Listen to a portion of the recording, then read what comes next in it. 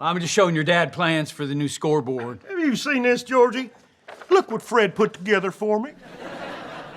It was my idea. Lance, thanks so much for your time today. It's a pleasure to get to talk to you again.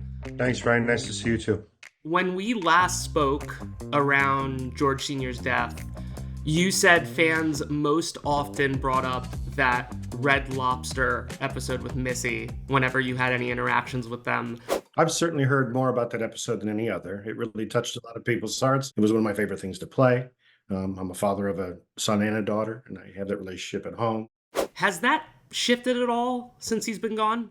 No, I think that is stuck, honestly. I just watched that episode again recently, and I understand why. So, what do you think? I think we might be underdressed. People do say they have other things they love about the show, or George, or my relationships, but that still seems to be the one that stands out. Thank you for that.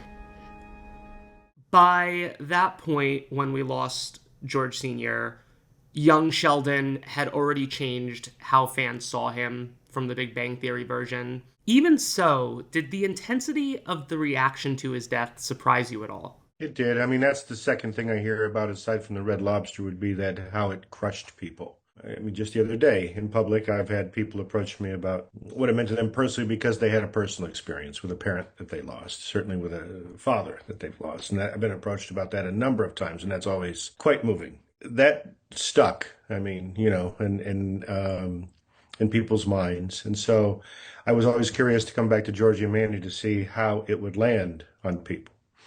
You know, we did first season, George appeared. It was, I think, really appropriate to be seen in Georgie's dreams. Of course, he would have dreams of his father. What are you doing?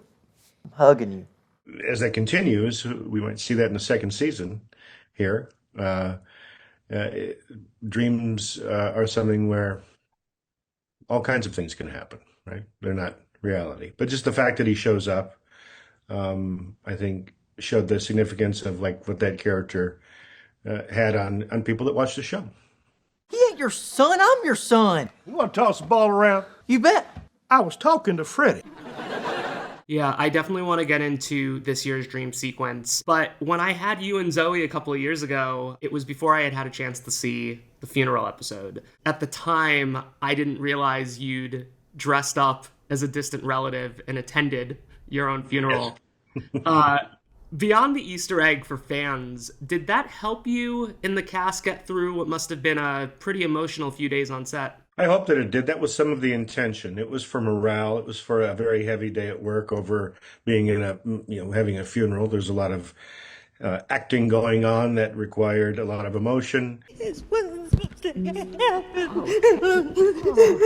And it also marked what was going to be the end of 7 years for all of us on the show. So it wasn't just George's death. It was a marker for all of this time that we spent together and it coming to an end. So it was highly emotional, I think, for everybody. It was also a long-running inside joke. I came into this job knowing that George, in the history of the show, was going to die. Mm-hmm. Right? We those that watched The Big Bang, we had fans that didn't watch The Big Bang, but most of them that watched Big Bang knew that George, any reference to George, knew that he had passed on. Does your dad still live in Texas? No, he died when I was 14. And so there was always the running joke on the set with me and Zoe and Annie and the kids too, of if George ever kicks the bucket in any of these seasons, there's always a chance for Lance to keep working if I come back as his twin sister. There was a show called The Beverly Hillbillies. Mm-hmm. Max Baer Jr. played Jethro, the son, and he also would come on the show in drag as Jethreen, Jethro's sister. He was a big man. Mm-hmm. A big strapping man, and he came, and that was the joke. My new shoes is already too tight for my feet. If they get any bigger, you're going to have to go outside to turn around. Well, that was kind of our inside joke. I would do a Jethreen, or I would do a Georgette, or a Georgina, and I could come back on the show and drag and play George's sisters just so I could stay on the show, right? One of our producers said, if we're going to do this, today's the day to do it. And it would be, I said, well, it would also be great for morale. It would be give everybody a smile. Let's do it. They ran to the costume department to find something that would fit me and hair to find a wig that would fit me. And I went into makeup and showed up in the congregation for George's funeral. You knew at that point that Georgie and Mandy had been greenlit. But what has it meant to you to see George Sr.'s legacy carry over in such a significant way through these first 2 seasons, even in episodes you don't appear in? Not creepy at all. I mean, it means the world to me. The fact that that is such a storyline for Georgie and the family. They've addressed it in very pointed ways of going to the gravesite and having holidays without George. It's there. So George's presence, aside from any sort of dream sequence where I might be there, is felt. And to have a legacy like that for a TV show, I tell my friends, I feel like for a while I felt like America's Dad, right? Like a lot of sitcom dads did in the 80s for me, for people, right? I had a job that had that quality, that had that status, I guess. And so to know that carried over into the next show and that George is felt there so significantly, it means a lot to me to see that. Why aren't you at work? I'm sick. Well, la-dee-da, aren't you the delicate flower? Your return in season 1 felt like a perfect bookend to George's last conversation with Georgie in the Cooper's backyard. Mm-hmm. 'Cause I got a plan. I'm gonna be rich. Yeah, what's your plan? To be rich. You're still playing the same character, but it's also something of an idealized version of George, right? He's sort of frozen in amber. This latest dream sequence obviously is more comedic. And then the rabbit goes through the hole and voila. But has it felt different playing him in these moments than when he was alive? Yeah, I think that it has because of what you just said. These are dreams of George. So I'd like to address that. This is who George was in Georgie's mind. And I also think this is who George is or can be in the producers and writers' minds for a comedy, for a sitcom, right? And so the idea that we might see George again in a dream, and it is for comic effect, is appropriate to the story for Georgie. It certainly is in this one. Thanks, Pop. Dang. This episode is built around honoring George. Coach Wilkins was crying during PE. He said it was hay fever, but everyone knew. Going back to Medford High, revisiting those relationships. What was it like for you watching those scenes unfold? Especially, I was thinking about this during the bar scene with Georgie, Tom, and Wayne. Dad. To George. Did it feel a bit like being a fly on the wall? Yeah, it did. I watched rehearsals of those, and it landed, and I got to see the final scene of the episode after it was filmed. Your dad's name up there for everyone to see? It was a rehearsal of it on stage, but it wasn't on location. But the reveal of Coach Cooper's name on something at the ball field and the very appropriate and funny joke of what it was and the intentions of what Georgie wanted to do for his dad. Ain't as fancy as a scoreboard. We talked about how they carried George's legacy through the show.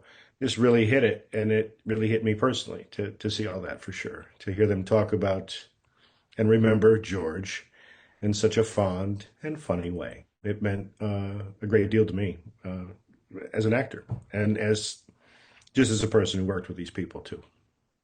It's funny, we actually missed each other on set by one day in December. I was there doing some interviews with the cast. Next day, I'm on a flight back to New York. I see you guys were all in the Cooper family living room again with Chuck. Yeah. The show has been rebuilding so much of the young Sheldon world this season, sets we have not seen since that finale. Of course, now there's no fourth wall. Is that just like being back at high school, stepping back onto those sets? It is. It's nostalgic for sure in the short time that we've been away, but it's been a couple of years since I've been on those sets. And so to see them on Georgie and Mandy's set, it smacks you a bit. And then when we were there with Chuck, it really felt that there was a great picture of us on the couch in the living room. You notice the dimensions. It's different. Mm-hmm. The fourth wall's gone, the room's smaller, but it's clearly where we were. Same with the dining room and the kitchen. We all just sat and had a conversation to catch up between takes, and that wasn't lost on me that we were sitting there and I was in George's spot at the head of the table. And it was such a significant and meaningful job for me. None of those things are going to be lost when I see them. I'm so grateful for it. And so to revisit it at all is it's moving. So I'm just happy to be able to visit and still be a part of that world. And anyway. What about Dad? Your dad would want me to be happy. Oh, no, he wouldn't. I've spoken with Montana and with Zoe this season about Mary's journey from starting to date again to the early hints of chemistry we see with Fagenbacher in this episode. You got me. I'm a bad boy. You want to give me a spanking? What's your take on how the show's been approaching that balance between honoring George's memory while also allowing Mary to move forward? I think that the writers will do what they did so well is honor the history of the show and create something new with it that they didn't get to explore before. You know, it was all loose. It was all kind of the same for like what it was for our show on Young Sheldon, where we had all these notions about Sheldon's family, but they weren't fleshed out, right? And now is their opportunity to flesh these things out that people know about. And what a great opportunity for Zoe, whose comedic talents get to shine in such a way. Her stuff with Fagenbacher is, she has a run with him in this episode that is really fantastic, where she's doing such delicious Zoe stuff with him. And I'm glad that we get to see that. And honors, you know, the originator of the role, her mother, in such a way when we see her get to like lean into it in a different tone and style of comedy, you know, with the multicam. I'm sorry, I crossed the line. And I will back off the scoreboard. you will also apologize to Georgie. Yeah, seeing her in those scenes back on a multicam, you almost think you're looking at Laurie Metcalf sometimes. Right. Yeah. There may be a decent man underneath all that scruff. I can shave! Thus far, the show has brought George back through dream sequences. Has there been any discussion with you, or as far as you know, about bringing him back in newly created flashbacks to perhaps give you a chance to share scenes again, not just with Montana, but with Zoe, with Reagan, maybe even at some point Ian? Oh, interesting. No, I haven't learned of anything like that in those conversations I wouldn't be privy to, but I would be presented with, I suppose, if they ever made those decisions, right? Mm-hmm. So I have no idea if that's the case. Right now, I do love the idea that if we see George again, that's the space that he lives. It's a Georgie and Mandy show. And this is Georgie's experience. And so I like the filter of it being through that. It would be fun to play with all those people again. Mm-hmm. That I would consider jumping at the chance to have moments with them. But there's also, Georgie can dream anything, including his whole family together, right? Mm-hmm. I don't suspect that they would. They're so smart. The writers and producers would ever do anything that would be considered jumping the shark. Mm-hmm. But the idea of that, this is the world that we see George in, makes sense to me. It's mm-hmm. I can buy that, you know, and otherwise it might seem a bit contrived to find a way for George to be there. I love the idea, if he does show up, that it's in the memories and dreams of his son who misses him. You ate a tub of Vaseline once. Why'd I do that? Hungry? Dumb? Who could say? I also thought it was quite clever, at least with the first appearance you made last season, that they made a point of removing the laugh track. Yeah, I don't know if that was, we shot that scene ahead of time. Mm-hmm. We pre-shot that scene.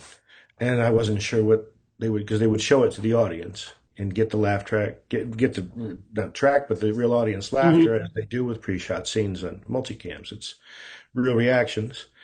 And I wondered if they'd do that. When I saw that they left it quiet, and in that moment, it landed harder, mm-hmm. I think. It certainly was to great effect, and I'm so glad that they did it. It let the moment be what it was without any anybody telling you where to laugh at the jokes. And so that was thoughtful, I think, of the writers to do that. Stepping outside the character for a moment, what has it been like for you watching Montana grow into a leading man? Because you could see the seeds of it when Mandy first came into the picture on Young Sheldon, but this is a whole other beast. Yes. What's neat is, too, I have kids, and so I got to watch my kids grow up and all of the joys that you have of that, and seeing them get older, and to remember their journey because you were there for it, I get to have with those kids. And Montana was someone who came into this from a different place, not having much experience. He wasn't a theater kid. He wasn't a show business kid. He didn't have a context for what we were doing. He just happened to have, as our director for the pilot said, standing aside watching him we did a scene in the locker room. I quit. I don't want to play anymore. Since when? Since right. And he just killed that scene. And I remember Jon Favreau, our director, just standing aside talking about Montana and how he was new to this, and Favreau saying, "Hey, he's one of those kids. He's got that thing you can't teach." I'm telling you, as your coach, quit your whining, get your uniform on, and you get your ass back out there. But what about as my dad? And then he added to that with being in this world where he is a smart and quick study and learned the skills of the business. And I watched him grow in his skills, from not just hitting marks and knowing what to do in front of the camera, but like comic timing,